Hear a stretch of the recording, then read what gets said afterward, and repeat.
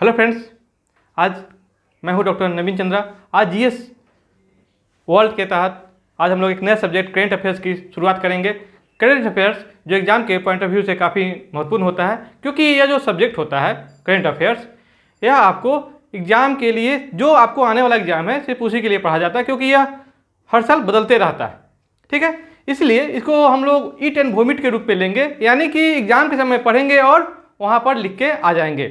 तो उससे ज़्यादा हम लोग, क्योंकि ये बेसिक नॉलेज नहीं है, क्या ये बेसिक नॉलेज नहीं है, इसलिए सिर्फ इसको ईट और वोमिट के तौर पर हम लोग क्या करेंगे, अध्ययन करेंगे, सिर्फ एग्जाम के पॉइंट ऑफ व्यू से। ठीक है, तो आज का हमारा टॉपिक है ओलंपिक, टोक्यो ओलंपिक 2020।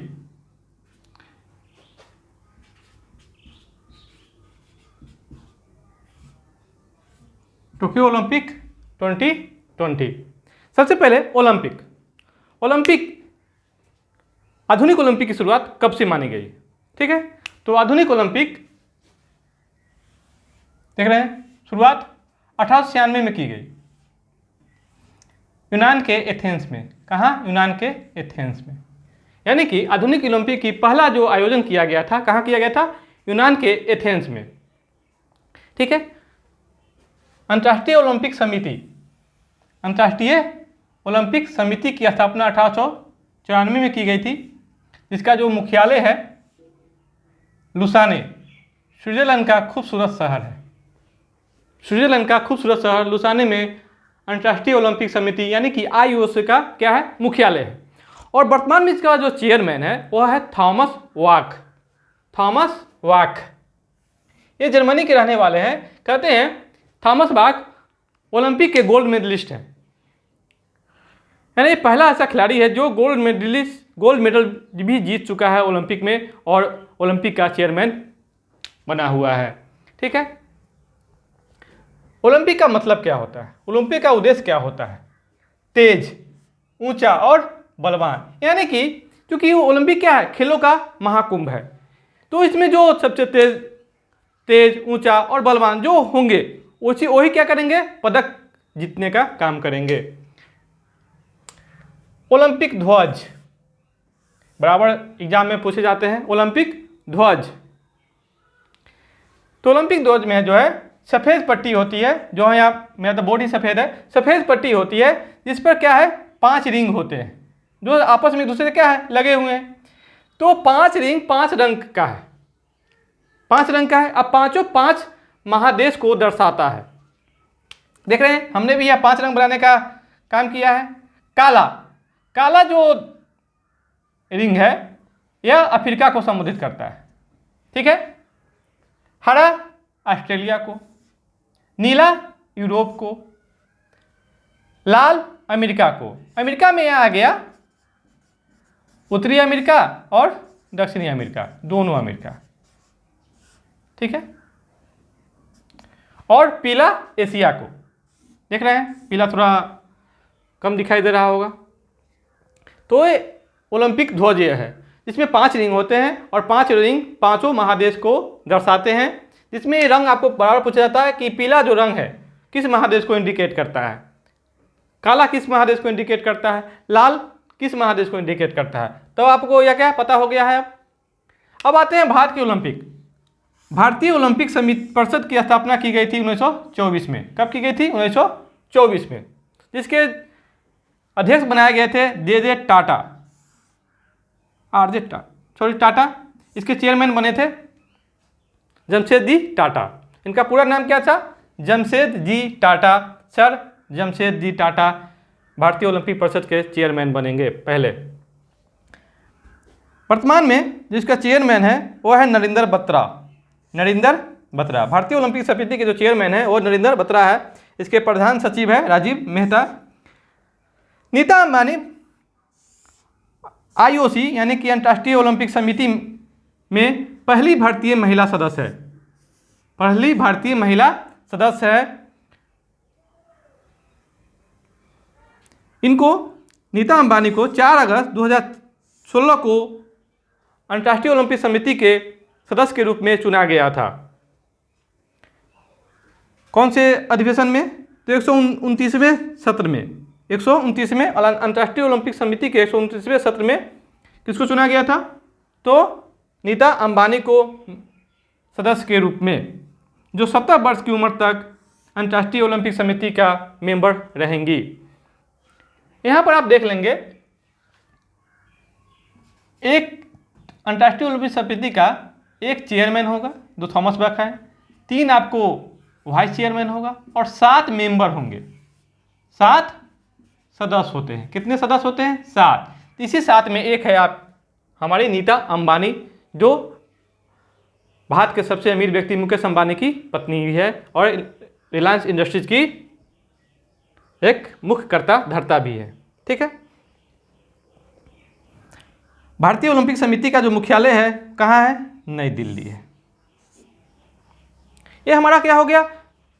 ओलंपिक से संबंधित बेसिक नॉलेज हो गया। अब आते हैं हम लोग टोक्यो ओलंपिक 2020। कहते हैं इसका आयोजन 2020 में ही होने वाला था, लेकिन कोरोना के कारण इसका वो एक साल क्या कर दिया गया, इसमें विस्तार दिया गया और इसका आयोजन किया गया 2021 में।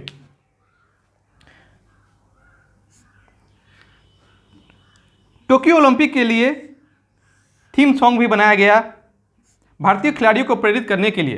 कहते हैं भारतीय जो खिलाड़ी है वो बॉलीवुड सॉन्ग से काफ़ी प्रभावित होते हैं, तो इसके लिए ओलंपिक थीम सॉन्ग भी बनाया गया, जिसके म्यूजिक करता थे, म्यूजिक देने वाले ए आर रहमान और गाने वाले दोनों ए आर रहमान और अनन्या बिरला। देख रहे हैं, ए आर रहमान भारत के बहुत ही फेमस सिंगर और म्यूजिशियन है। तो जो थीम सॉन्ग है वो है cheer for Hindustani way. Cheer for Hindustani way यह भारतीयों के लिए ओलंपिक थीम सॉन्ग है। ठीक है। इस साल टोक्यो ओलंपिक में भारतीयों का कुल 228 सदस्यों का जत्था गया था। कहाँ गया था? तो टोक्यो। कितना? 228 मेंबर, जिसमें आपको 119 खिलाड़ी थे। कितने खिलाड़ी थे? 119 खिलाड़ी। कितने खिलाड़ी? 119 खिलाड़ी। 119 खिलाड़ी में आपको 67 क्या हो जाएंगे? पुरुष और 52 महिला। जो अब तक का सबसे बड़ा क्या था? खिलाड़ियों का जत्था आपको टोक्यो ओलंपिक में गया था। आते हैं हम लोग 32वां ओलंपिक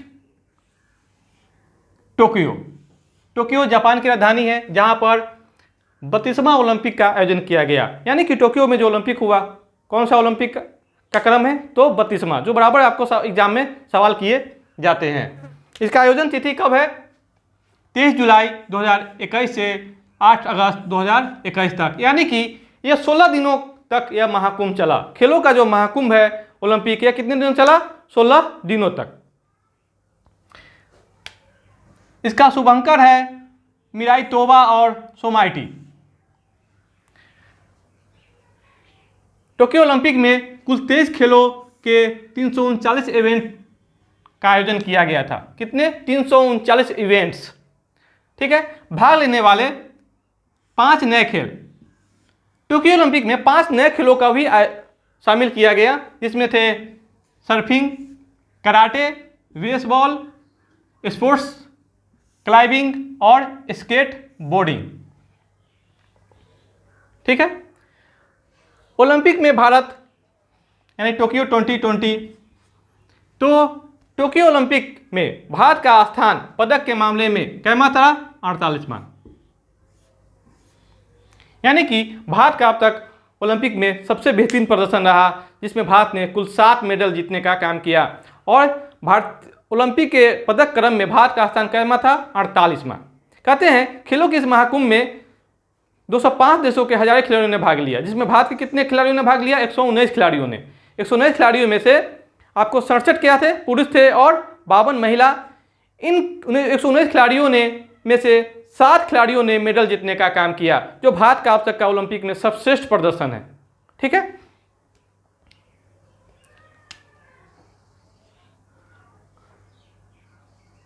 कुल कितने मेडल जीते? 7। 7 मेडल में से 1 गोल्ड, देख रहे हैं, 2 सिल्वर और 4 ब्रॉन्ज, 4 कांस्य। क्रम बढ़ते जा रहा है, 1 2 4। तो भारत के कितने मेडल जीते? कुल 7 मेडल जीतने का काम किया।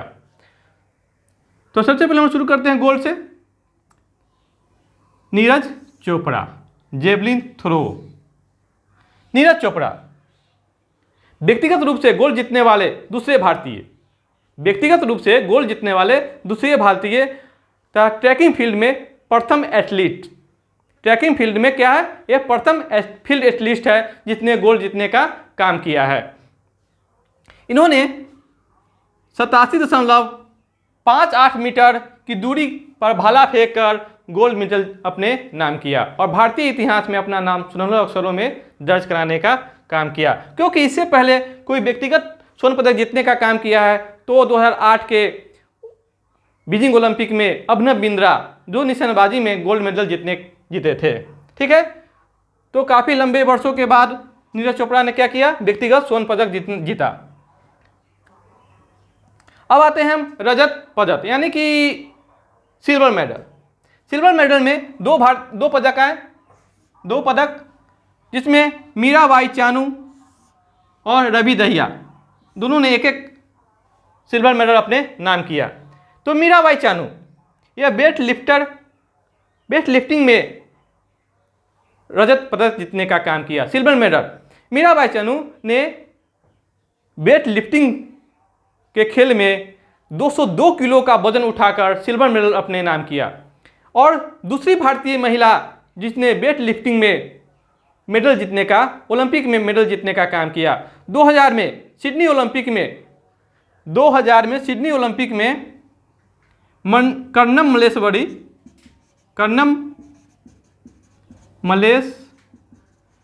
ने 2000 सिडनी ओलंपिक, कर्णम मलेश्वरी ने वेट लिफ्टिंग में कांस्य पदक जीती थी। ठीक है, तो ये दूसरी महिला है जिसने वेट लिफ्टिंग में क्या जीती है? ओलंपिक पदक जीतने, जिसमें यह कर्णम मलेश्वरी ने जहां आपको कांस्य पदक जीता था वही मीराबाई चानू ने सिल्वर मेडल। और सबसे बड़ी बात है कि भारतीय जो टोक्यो ओलंपिक में भारत की तरफ से पहला मेडल भी जीतने का काम मीराबाई चानू के द्वारा ही किया गया था। ठीक है, और मीराबाई चानू ने 39 किलो की श्रेणी में वेट लिफ्टिंग प्रतियोगिता में भाग लिया था और सिल्वर मेडल जीतने का काम किया। दूसरा है रवि दहिया, फ्री स्टाइल कुश्ती में यह 57 किलो वर्ग के श्रेणी में सिल्वर मेडल जीते थे। ठीक है, अगला है 4 पदक जो कांस्य के हैं। तो 4 पदक, पहला है लवलीना बोरगोहेन जिसने बॉक्सिंग में कांस्य पदक कांस्य पदक। पुरुष हॉकी टीम ने भी कांस्य पदक जीता है। पुरुष हॉकी टीम कहते हैं कि भारतीय हॉकी विश्व इतिहास में काफ़ी प्रसिद्ध है। जब भारतीय हॉकी में बड़े बड़े खिलाड़ी थे, ध्यानचंद, रूप सिंह, तो काफ़ी मेडल आते थे ओलंपिक में। ओलंपिक में जो सबसे ज़्यादा गोल्ड मेडल है भारतीयों के नाम ही है। लेकिन कुछ दिनों से, पिछले कुछ वर्षों से क्या हुआ था, ओलंपिक में भारतीय हॉकी के लिए क्या हो गया था? एक साफ हो गया था जिसमें भारतीय पदक नहीं जीत पा रहे थे। लेकिन 1980 में लास्ट में 1980 के ओलंपिक में भारतीय पुरुष हॉकी टीम ने गोल्ड मेडल जीता था। उसके कितने लगभग 31 वर्षों के बाद सूखा को समाप्त करते हुए भारतीय पुरुष हॉकी टीम ने ब्रॉन्ज मेडल जीता। ठीक है, जो भारतीय हॉकी के लिए क्या है, फिर से स्वर्णिम अवसर आ गया है। भारतीय हॉकी टीम के कप्तान होंगे मनप्रीत सिंह। कौन?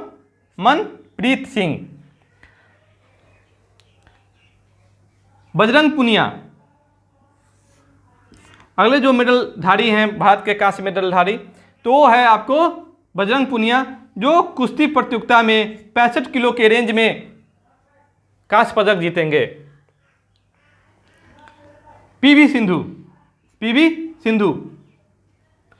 पीवी सिंधु बैडमिंटन में कांस्य पदक जीतने का काम करेंगी। पीवी सिंधु के बारे में आप सुनिए। पीवी सिंधु लगातार 2 पदक जीतने वाली पहली भारतीय महिला एथलीट है तथा दूसरी भारतीय एथलीट। तो दूसरी भारतीय एथलीट होने का मतलब पहला भारतीय एथलीट कौन है? तो सुशील कुमार, जिसने लगातार 2 मेडल जीता था। तो यहाँ पीवी सिंधु ने 2016 के रियो ओलंपिक में सिल्वर मेडल और टोक्यो ओलंपिक में कांस्य पदक जीता है। देख रहे हैं। अब आते हैं ध्वजारोहण। ओलंपिक की शुरुआत में हर देश के खिलाड़ियों का उनके नाम के वर्णमाला के अनुसार ध्वजारोहण होता है, मार्च पोस्ट होता है, जिसमें हर देश के जो मुख्य खिलाड़ी होते हैं, एक ध्वजारोहक खिलाड़ी होते हैं, वो अपने देश का झंडा लेके बाकी खिलाड़ियों का क्या करते हैं? मार्गदर्शन करते हैं। तो जो खिलाड़ी हैं जिनको ध्वजारोहण का आपको सम्मान दिया गया, तो जब हॉकी का शुरुआती समारोह हुआ, ओलंपिक का शुरुआती समारोह हुआ, तो उसमें भारत के 2 खिलाड़ी मैरी कॉम और मनप्रीत सिंह ध्वजारोहण का काम किए। और जब ओलंपिक का समापन किया गया तो भारतीय की तरफ से बजरंग पुनिया को यह सम्मान दिया गया। इस प्रकार हम लोगों ने ओलंपिक के बारे में काफ़ी कुछ अध्ययन कर लिया है। अगला जब मेरा वीडियो बनेगा करेंट अफेयर्स के तहत, उसमें पैरालिंक ओलंपिक टोक्यो का अध्ययन हम लोग करेंगे।